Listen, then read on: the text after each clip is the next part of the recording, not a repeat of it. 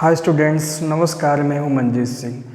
तो इस वीडियो में आज मैं आप लोग को अप्लाइड मैकेनिक्स में मशीन चैप्टर बताऊंगा। मशीन चैप्टर वैसे मैं स्टार्ट कर चुका हूं और आज मैं आपको बताने वाला हूं एक मशीन लेके आया हुआ हूं जिसका नाम है व्हील एंड एक्सल।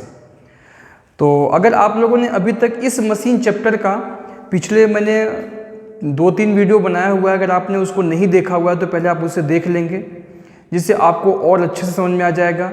क्योंकि मशीन का पूरा कॉन्सेप्ट, जितने भी फॉर्मूले यूज होते हैं, सिंपल न्यूमेरिकल भी मैंने काफ़ी बताया हुआ है और आप उसे भी देख लेंगे तो और अच्छे से समझ में आएगा आपको। ठीक है, तो आपके जो फर्स्ट ईयर के बच्चे स्टूडेंट्स हैं, BTUP बोर्ड एग्ज़ाम वाले हैं, उनके सिलेबस में 6-7 टाइप के मशीन दिया गया है, जो कि मैं 2-2 मशीन हर एक वीडियो लेक्चर में आपको बताऊँगा। ठीक है, तो आज भी मैं आपको 2 टाइप का मशीन बताने वाला हूँ। पहला मशीन है व्हील एंड एक्सल, यानी या इसे कह सकते हैं कि सिंपल व्हील एंड एक्सल, और दूसरा मशीन आज मैं आपको बताऊंगा डिफरेंशियल व्हील एंड एक्सल। ठीक है, तो दोनों मशीन को मुझे इस लेक्चर में कंप्लीट करना है। तो चलिए, इसका फिगर मैंने आज बना दिया है पहले से ही। देखिए, व्हील एंड एक्सल या सिंपल व्हील एंड एक्सल कह सकते हैं। देखिए, जैसा कि मैंने आपको बताया हुआ कि मशीन चैप्टर में इसमें जितने भी टाइप के हमें मशीन के बारे में स्टडी करना है, वो सब मशीन का बस एक ही काम होता है, लोड को उठाना, यानी लोड को लिफ्ट करना होता है। तो हमें क्या करना है कि उस मशीन पर एफर्ट लगाना है, वहाँ पर यानी प्रयास बल, फोर्स कुछ न कुछ अपनी तरफ से हम लगाएंगे। उसके बाद वो मशीन क्या करेगा कि लोड को लिफ्ट करेगा, लोड को उठाएगा। तो हर एक मशीन का बस यहाँ पर एक ही ऑब्जेक्ट है, एक ही एम है, लोड को उठाना। तो हमें वहाँ पर हर टाइप के मशीन को देखना है और उस पर डिस्कस करके, स्टडी करके मैं आपको बताऊंगा आज, और आपको भी स्टडी करना है उस पर ही कि हर एक टाइप का मशीन का वेलोसिटी रेशियो क्या होता है और मैकेनिकल एडवांटेज क्या होता है। ठीक है, तो चलिए देखते हैं।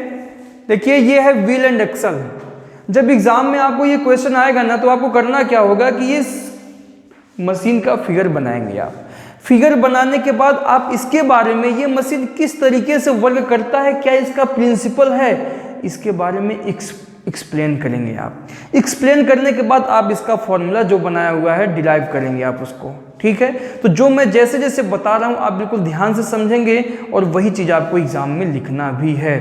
तो पहली बात तो ये है कि ये जो आपका मशीन है, इसमें एक व्हील होता है और एक एक्सल होता है। यानी एक व्हील को बोलते हैं पहिया और एक्सल को बोलते हैं धुरा। तो देखिए, यहाँ पर ये जो लगा हुआ है इसे बोलते हैं व्हील, और देखिए ये इसमें एक एक्सल लगा हुआ है। ये जो एक्सल है आपका, इस पहिए से बिल्कुल फिक्स है।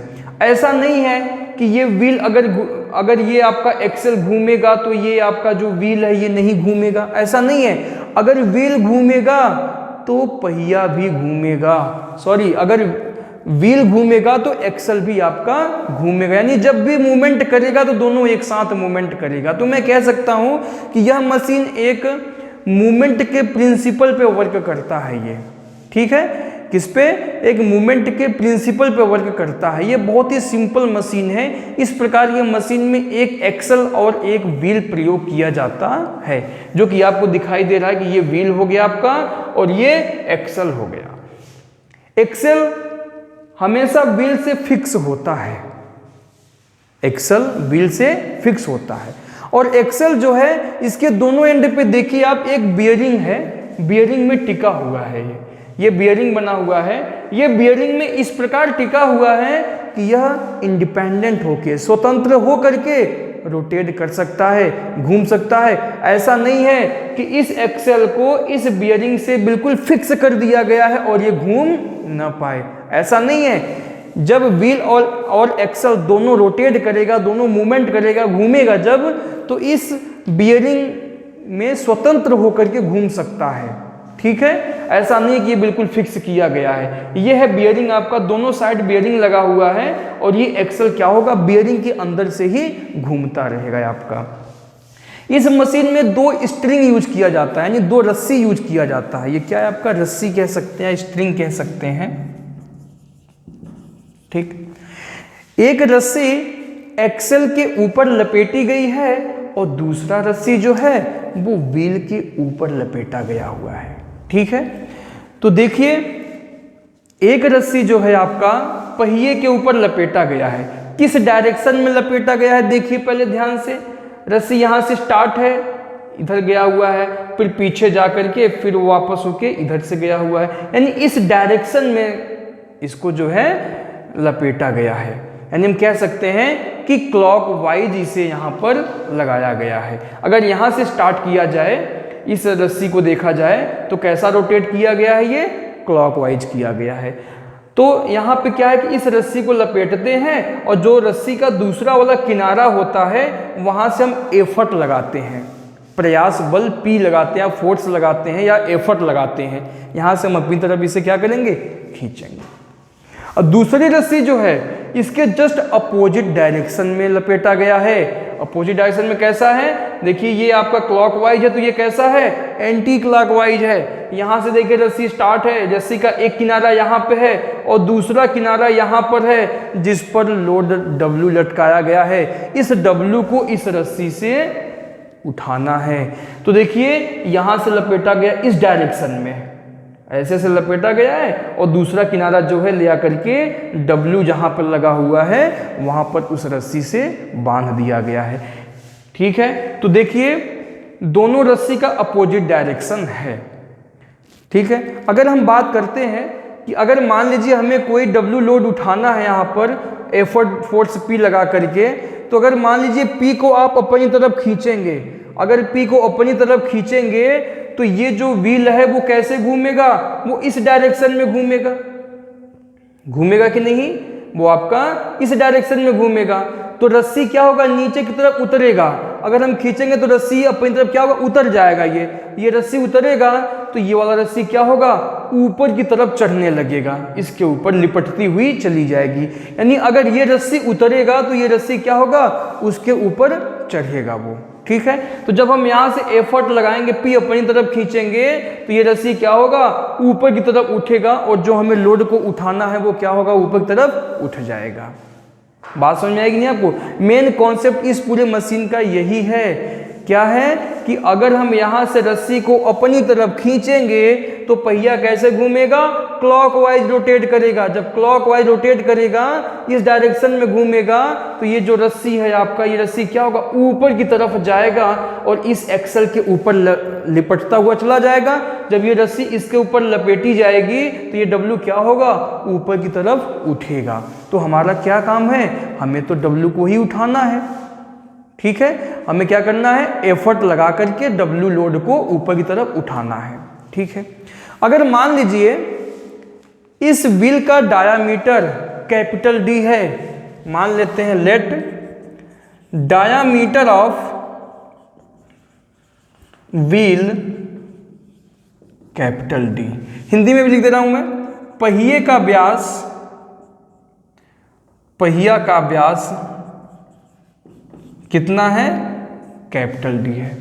और इस एक्सल का डायामीटर मान लेते हैं, डायामीटर ऑफ एक्सल कितना है, स्मॉल d मान लीजिए, धुरा का व्यास।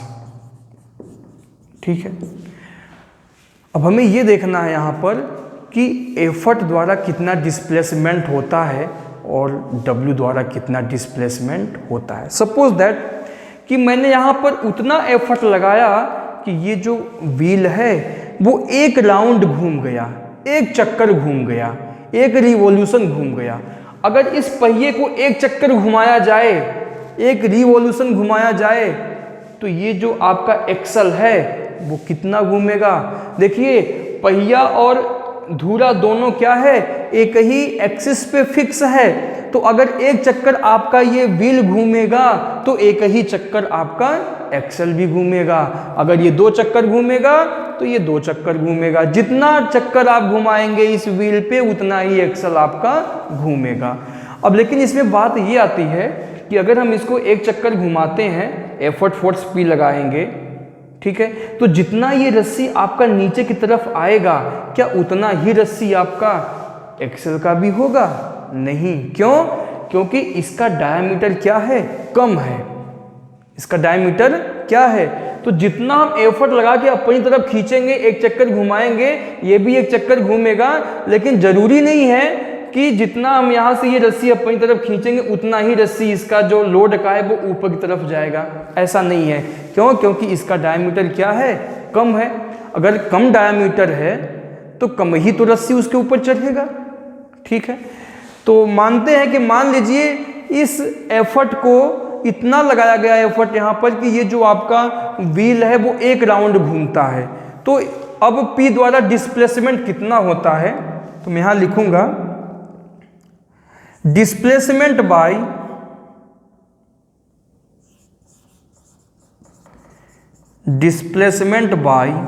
एफर्ट P द्वारा जो विस्थापन है इन 1 रिवॉल्यूशन, कितना हो जाएगा, अगर एक चक्कर घुमाया जाएगा 1 रिवॉल्यूशन, अगर ये एक चक्कर घुमा दिया जाएगा तो P का डिस्प्लेसमेंट कितना होगा। कोई भी अगर एक राउंड लगाता है तो उसका डिस्प्लेसमेंट का फॉर्मूला क्या होता है, पाई इंटू डी, ठीक है। हिंदी में भी लिख दे रहा हूं मैं, एक चक्कर में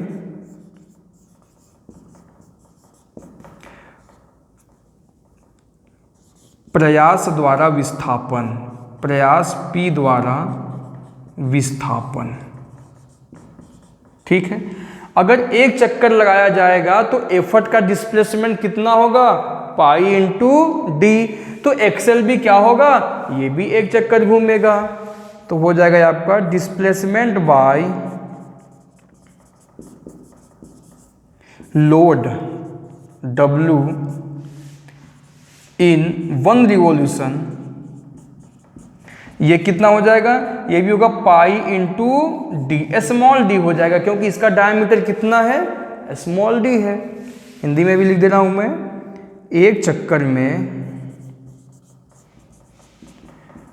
धुरा द्वारा विस्थापन। बात समझ में आएगी नहीं आपको। देखिए अगर आपका व्हील एक चक्कर घूमेगा तो एक्सेल भी एक चक्कर घूमेगा, लेकिन दोनों का डिस्प्लेसमेंट अलग अलग होगा। क्यों अलग अलग होगा, क्योंकि दोनों का डायामीटर अलग अलग है। अगर सेम डायामीटर होता तो सेम डिस्प्लेसमेंट होता। अब इसका डायामीटर कम होने की वजह से इसका डिस्प्लेसमेंट क्या होगा, कम होगा। क्यों कम होगा, क्योंकि ये एक राउंड में ये रस्सी काफ़ी लेंथ तक उतर जाएगी, नीचे उतरेगी, और इसका जो लेंथ है वो कम लेंथ तक ही ऊपर चढ़ पाएगा लोड। तो एफर्ट हम ज़्यादा लगाएंगे और लोड हमारा कम उठेगा यहाँ पर, है ना। तो अब हमें फॉर्मूला बनाना है वेलोसिटी रेशियो का। तो वेलोसिटी रेशियो का फॉर्मूला क्या होता है, हर मशीन में आपको वेलोसिटी रेशियो का ही फॉर्मूला बनाना है। वेलोसिटी रेशियो को VR से डिनोट करते हैं, VR, हिंदी में इसे बोलते हैं वेगानुपात। क्या होता है फॉर्मूला इसका, डिस्प्लेसमेंट बाय एफर्ट अपान में डिस्प्लेसमेंट बाय लोड, ये फॉर्मूला होता है इसका। डिस्प्लेसमेंट बाय एफर्ट, ये फॉर्मूला मैं आपको पहले बता चुका हूं, divide by displacement by load, ठीक है। तो VR का फॉर्मूला यहाँ से आपका क्या बन जाएगा, VR is equal to displacement by effort कितना हो रहा है 1 राउंड में, एक चक्कर में, पाई इंटू कैपिटल D, और W द्वारा डिस्प्लेसमेंट कितना हो रहा है, पाई इंटू स्मॉल d। तो पाई से पाई कैंसिल होगा, वेलोसिटी रेशियो का फॉर्मूला क्या हो जाएगा, कैपिटल D अपान में स्मॉल d। बात समझ में आई। तो अब आपको कभी कभी न्यूमेरिकल आ जाता है कि व्हील एंड एक्सल का क्वेश्चन आ जाएगा, वहाँ पर व्हील का डायमीटर दे देगा और एक्सल का डायमीटर दे देगा, और आपसे ये कहा जाएगा इसका वेलोसिटी रेशियो बताइए। तो वेलोसिटी रेशियो आपको मालूम है कि नहीं, क्या होता है, कैपिटल D अपान में स्मॉल d। या अगर आप इसे रेडियस में चेंज करना चाहते हैं तो रेडियस में चेंज करेंगे तो क्या हो जाएगा, मान लीजिए आपका जो व्हील है उसका रेडियस कैपिटल R है और जो आपका ये एक्सेल है उसका क्या है, स्मॉल r है। तो ये फॉर्मूला हो जाएगा, ठीक है। तो यहाँ पर हमें इस मशीन में केवल और केवल वेलोसिटी रेशियो का ही फॉर्मूला बनाना है। लेकिन लास्ट में आप एक लाइन और लिख लिया करेंगे, क्या लिखेंगे, इफ एफिशिएंसी इज 1 या 100%, अगर एफिशिएंसी मान लीजिए इसका 100% है तो क्या हो जाएगा, mechanical advantage is equal to velocity ratio is equal to capital D upon में स्मॉल डी। ये हो गया आपका फॉर्मूला। तो आपको मशीन के, अब अगर एग्जाम में आता है तो आप इसे कर लेंगे, इसका फिगर बनाएंगे, इसके बारे में एक्सप्लेन करेंगे किस तरीके से वर्क करता है। एक बार मैं फिर से रिपीट कर देता हूँ। यह एक प्रकार का सिंपल मशीन है, ये मूवमेंट के प्रिंसिपल पे काम करता है। इसमें एक व्हील यूज किया गया है और एक एक्सल यूज किया गया है। एक्सल और जो व्हील है दोनों एक ही एक्सिस पे फिक्स है। जो आपका एक्सल है इसके दोनों किनारों पर, यानी दोनों एंड इसके किस पे टिका हुआ है, एक बियरिंग पे टिका हुआ, इस प्रकार टिका हुआ है कि वो क्या होता है, स्वतंत्र होकर के, इंडिपेंडेंट होकर रोटेट कर सके। मान लीजिए अब यहाँ पर देखिए 2 रस्सी का यूज किया गया है। एक रस्सी आपका पहिए के ऊपर लगाया गया है, दूसरा रस्सी आपका एक्सल के ऊपर लगाया गया है, दोनों अपोजिट डायरेक्शन में लगाया गया है। ठीक है, इतना ही बस आप लिखेंगे। इतना लिखने के बाद जो मैंने फॉर्मूला ये बनाया हुआ है उसे आप लिख लेंगे। ये तो इस प्रकार ये आपका कंप्लीट हो गया। ठीक है, अगर आपको अच्छे समझ में आ गया होगा तो आप इस वीडियो को लाइक कर दीजिए भी, और इसे ज़्यादा से ज़्यादा क्या करना है, बच्चों तक इसे शेयर करना है, जिससे जैसे आपको समझ में आया है तो हर एक बच्चे को समझ में आना चाहिए।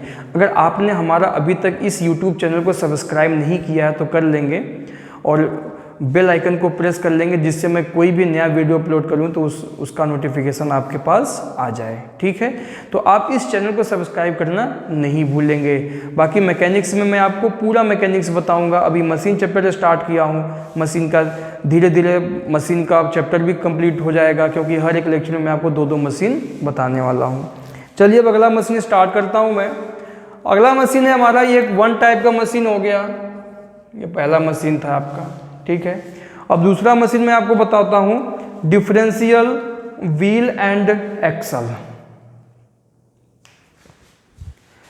अगला होगा हमारा differential wheel and axle.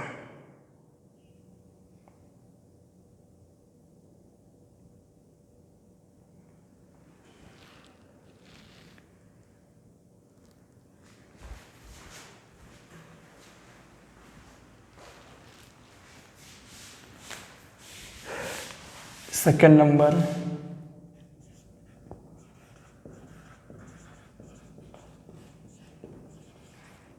Differential wheel and axle. इसको हिंदी में बोलते हैं व्यासांतरी पहिया तथा धुरा। यहाँ व्यासांतरी शब्द लगा देंगे आप। डिफरेंशियल माने होता है व्यासांतरी। ठीक है, ये भी बिल्कुल, ये जो डिफरेंशियल व्हील एंड एक्सल है ये बिल्कुल आपका सिंपल व्हील एंड एक्सल की तरह ही है। अंतर क्या होता है देखिए, इस W को यहाँ से हटा देते हैं। देखिए फिगर भी आप बहुत जल्दी सीख जाएंगे बनाना। इसको हटा दीजिए यहाँ से।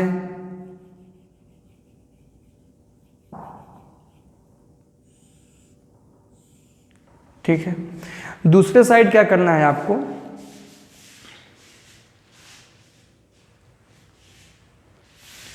इसका डायरेक्शन चेंज कर लेते हैं। चलिए, और साथ में मैं आपको बताता हूं किस तरीके से रस्सी को लगाया गया है। ठीक है,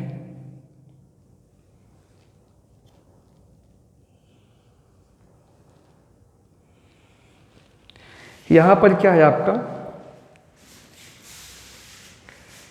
कि चलिए ये आपका इस डायरेक्शन में रस्सी को लगाया गया है। देखिए पहले इधर गया हुआ है, फिर पीछे गया होगा, फिर निकल के ऐसे आया होगा, पीछे गया होगा, फिर इधर से आया होगा।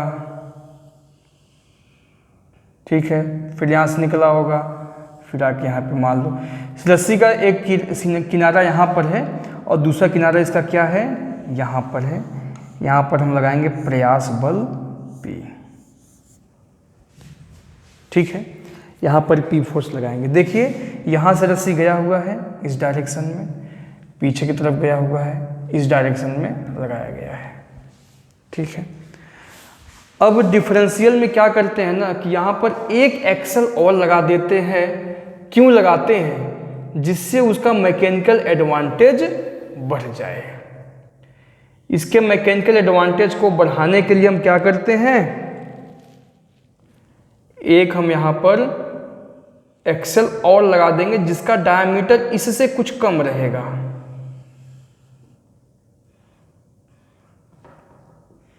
यहां पर बियरिंग हो गया आपका।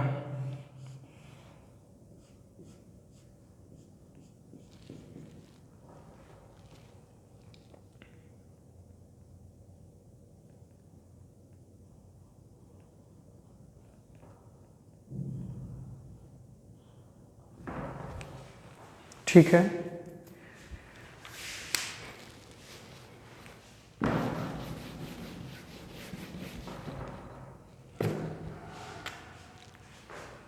यहाँ पर क्या है कि ये रस्सी आया हुआ है, एक छोटा सा व्हील यहाँ पे यूज किया गया है और इस व्हील के चारों तरफ ये रस्सी यहाँ पे लपेटी हुई है, लपेटती हुई चली गई है सीधा यहाँ पर। तो यहाँ पे गया हुआ है तो पीछे जाएगा, इस तरीके से लगाया गया है। और इसमें क्या है, ये ऊपर की तरफ गया हुआ है, पीछे की तरफ से निकल के आएगा ये।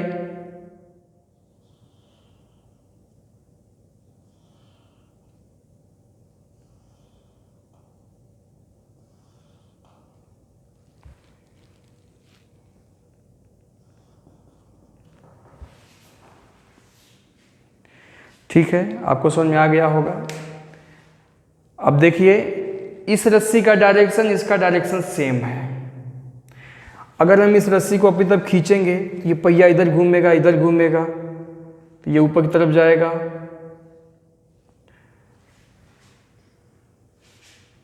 ये ऊपर की तरफ आपका जाएगा, तो ये क्या होगा, नीचे की तरफ आएगा। ठीक है, ये भी रस्सी जब नीचे उतरेगा तो ये भी उतरेगा, ये ऊपर की तरफ चढ़ेगा। चलिए अब इसके बारे में देखते हैं क्या है। ठीक है, तो देखिए पहले इसके बारे में मैं एक्सप्लेन कर देता हूँ। यह एक डिफरेंशियल व्हील एंड एक्सल है जिसमें दो एक्सल यूज किए जाते हैं और एक व्हील यूज किया जाता है। व्हील और एक्सल दोनों एक ही एक्सिस पे फिक्स होते हैं। ठीक है, यहाँ पर भी दो प्रकार के रस्सी प्रयोग किया जाता है। एक रस्सी हमेशा व्हील पे लगा हुआ होता है, दूसरा रस्सी एक्सल पे यूज किया जाता है। ठीक है, एक्सल का एक किनारा जो है वो बियरिंग पे टिका हुआ होता है, दूसरा किनारा भी बियरिंग पे टिका हुआ होता है, जैसे कि फ्री होकर के वो घूम सके। यानी वही एक्सप्लेन पूरा आप जो आप सिंपल मशीन में किए थे वही पूरा एक्सप्लेनेशन आप इस डिफरेंशियल व्हील एंड एक्सल में भी करेंगे। बस डिफरेंट क्या है कि इसमें एक एक्सल और हम लगा देते हैं पहले वाले एक्सल से कम डायामीटर का। तो मान लीजिए कि diameter of wheel capital D है, डायमीटर ऑफ एक्सल, अब यहाँ पे दो एक्सल है तो एक्सल ए एक्सल बी नाम दे देते हैं। एक्सल नंबर ए का डायमीटर स्मॉल d1 है और diameter of axle B d2 है। दो प्रकार के एक्सल मैंने यूज कर लिया। ठीक है, तो देखिए ये है आपका एक्सल नंबर ए और ये एक्सल नंबर बी। इसका डायमीटर आपका कैपिटल डी है, इसका d1 है और इसका d2 है। ठीक है, तो क्या हो जाएगा अब आपका, देखिए वही चीज़ हमें समझना है कि एफर्ट हम अगर लगाते हैं एक चक्कर में तो एफर्ट द्वारा डिस्प्लेसमेंट कितना होता है और डब्ल्यू द्वारा डिस्प्लेसमेंट कितना होता है। अगर मान लीजिए यहाँ पर एफर्ट आपने अपनी तरफ खींचा और इसको इतना एफर्ट आपने लगाया कि ये पहिया जो है आपका एक राउंड घूम गया, तो देखिए displacement by effort P in one revolution कितना हो जाएगा, पाई इंटू डी हुआ। क्यों? क्योंकि मैंने यहाँ पर उतना एफर्ट लगाया है कि ये जो आपका व्हील है वो एक राउंड घूम गया। जब एक राउंड घूम गया तो इसका डिस्प्लेसमेंट कितना होगा, पाई इंटू डी। तो displacement by load in one revolution, तो एक्सल कितना, एक रिवॉल्यूशन में कितना डिस्प्लेसमेंट होगा। अब देखिए ध्यान से आप, जब हम इसे अपनी तरफ खींचेंगे ये पहिया कैसे घूमेगा, इस डायरेक्शन में घूमेगा, ऐसे घूम जाएगा। बात समझ आई? जब इधर खींचेंगे ये पहिया क्या होगा, ऐसे घूमेगा।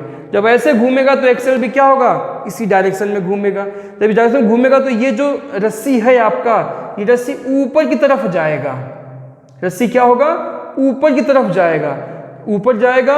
और ये जब एक्सेल इसी डायरेक्शन में घूम रहा है तो ये वाला रस्सी क्या होगा, नीचे की तरफ आएगा। यानी ये रस्सी ऊपर लपेटी जाएगी और ये वाली उतर जाएगी।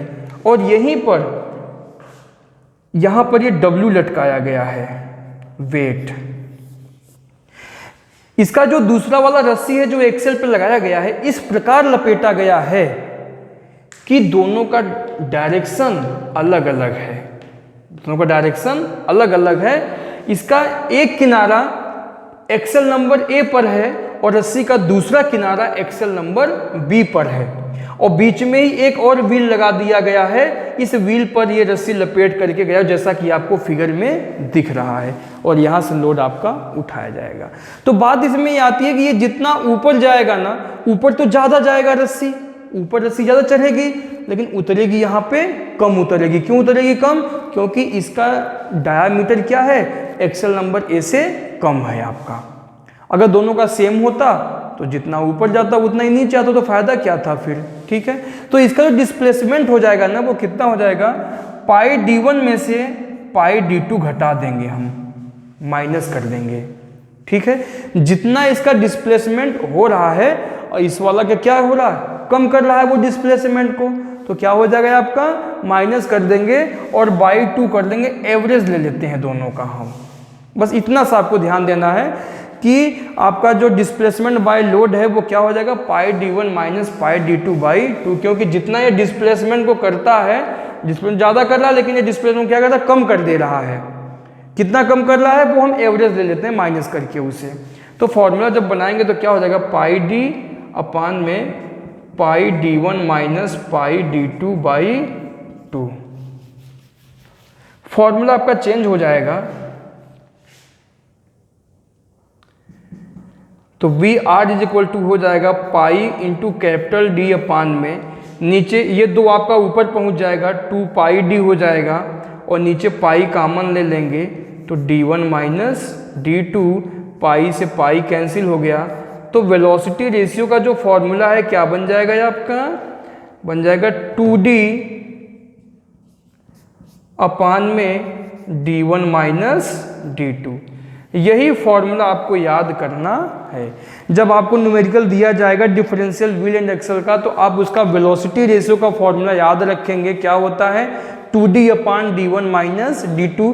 अगर ये रेडियस में दिया गया है तो क्या हो जाएगा, 2 इंटू कैपिटल R अपान में R1 माइनस R2। ये फॉर्मूला हो जाएगा फिर आपका। चाहे रेडियस डायमीटर वो तो आप उसे चेंज कर लेंगे। आप लास्ट में लिखेंगे क्या, if efficiency is 100% then mechanical advantage is equal to velocity ratio is equal to 2D upon D1 minus D2। तो आज मैं आपको दो टाइप का मशीन बताया हुआ है।